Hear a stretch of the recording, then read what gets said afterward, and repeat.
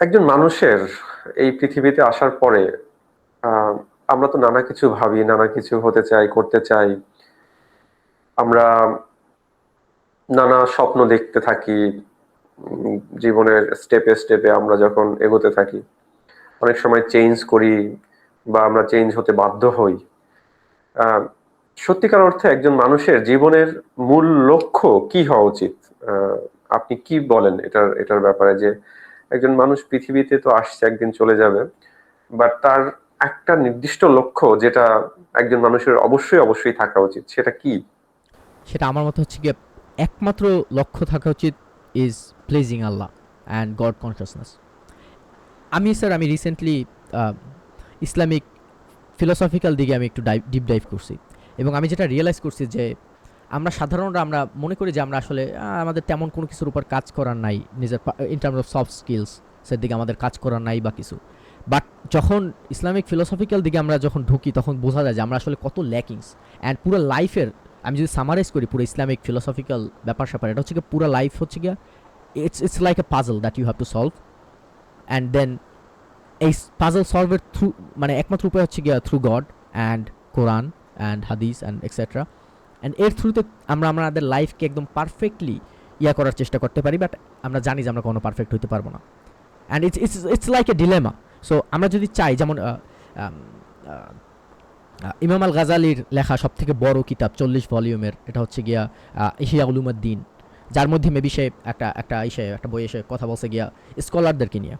এবং সে স্কলারদেরকে এত, মানে ওইটা নাকি স্কলারদের জন্য পড়া সব থেকে hard, one of the hardest book, কারণ স্কলারদেরকে এতই ব্যাড ফিল করায় উনি, কথায় কথায় তুমি একটা হিপোক্রেট, কথায় কথায় তুমি একটা হিপোক্রেট, তুমি একটা হিপোক্রেট, উনি এতবার করে বলছে। এবং উনি নিজে নিজে যে হিপোক্রেট ছিল এটাও সে ওইখানে উল্লেখ করছে। সো তার সময়ে সে ছিল গিয়ে সব থেকে নলেজেবল। এবং সে সে ওই সময়, যেমন আমাদের এখনকার সময় তো আমরা একটা ইনফরমেশনের পুরা ডুবে গেছি, আমরা এত এত ইনফরমেশন চারিদিকে, বাট ওই সময় তো এই এই সুযোগ সুবিধা ছিল না। সো তখন ওই সমাজে কি কি নলেজ আছে বা সব থেকে নলেজ মানে যা থাকতে পারে সব অ্যাকোয়ার করা সম্ভব ছিল, একজনের পক্ষে শেখা সম্ভব ছিল, কারণ তাদের এত ইনফরমেশনের ভিতরে তারা তখনও যায় না। সো সেই সময় ইমাম আল গাজালির সময় সে ছিল সব থেকে নলেজেবল মানুষ, সব থেকে নলেজেবল। এবং সে তার এই নলেজের প্রথম জার্নি স্টার্টই হয়ে গিয়া এইভাবে যে সে খুব নলেজেবল হবে নিজে আত্মকেন্দ্রিক গেইনের জন্য, যে আমি খুব নলেজেবল হবে, আমি সবাই দেখাই দেবো, এই টাইপের গেইন দিয়ে শুরু করে। অ্যান্ড দেন গিয়ে সে পরবর্তীতে যখন সে আরও ম্যাচিওর হয় তখন সে বুঝতে পারে আমি রং রিজনসে আমি রাইট জিনিস শুরু করছি, I should have started it for the sake of Allah. So এরপরে উনি আর কি ক্রিটিসাইজ করা শুরু করে একদম প্রত্যেক স্কলারে, মানে ওইটা নাকি সব স্কলারের জন্য পড়া খুব খুব কঠিন, মানে এদের প্রত্যেকের নিজের জেনুইনলি হিপোক্রেট ফিল হওয়া শুরু হয়। সো এইটা থেকে আমি যেটা রিয়েলাইজ করলাম যে আমাদের লাইফে আমাদের অনেক কিছু আছে যেটা হচ্ছে কি নেসেসারি পার্ট আমাদের লাইফের, যার ভিতর দিয়ে আমাদের যাইতে হবে, তারপর আমরা বুঝতে পারবো যে ওকে আমরা এটা রং করছি। বাট যে আমরা যে দ্য ফ্যাক্ট যে আমরা রং করছি, রংটা আমাদেরকে শিখাইছে এই রাইটটা করা। সো এইটা আমাদেরকে আরও একটা জিনিসে নিয়ে যায়, এটা হচ্ছে গিয়ে যে আল্লাহ তালা একটা হিসেবে বলছে যে আল্লাহ তালা মানুষকে তৈরিই করছেন দুর্বল হিসেবে, আমাদের অনেক ডিফিসিয়েন্সি আছে, আমরা চাইলেও কোনোদিন পারফেক্ট হতে পারবো না। যদিও আমি একজন পারফেকশনিস্ট নিস্ট, সো আমার পক্ষে এই জিনিসগুলো খুবই স্যার টাফ। মানে ছোটো ছোটো জিনিসও আমি যদি অনেক সময় ভুল করি, আমার ঘুমাইতে কষ্ট হয়ে যায় যে আমি কেমনে ভুল করলাম বা কিছু। সো তখন এই আয়াতগুলো আমার রিমাইন্ডার দেয় যে you are not perfect, so তোমার ফেইলিয়ার আছে, আছে।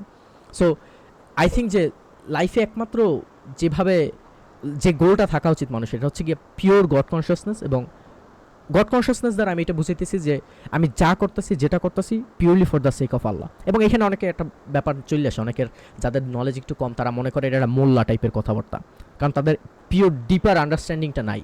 যখন তারা জেনুইনলি পৃথিবী নিয়ে একটু ঘাটবে, একটু বুঝতে পারবে যে পৃথিবীতে একমাত্র যে জিনিস ম্যাটার করে এটা হচ্ছে আল্লাহ, আর কিচ্ছু না, তখন বোঝা যায় যে ও ড্যাম। এবং কারণ এখানে একটা আরেকটা ব্যাপার আছে, এটা একটা কোরআনের আয়াত মেবি যে whatever you see will come to an end. So even আমি আমার কম্পিউটার যা যা দেখতে পাই, আমার পরিবার পরিজন সব কিছু এরা একদিন চলে যাবে।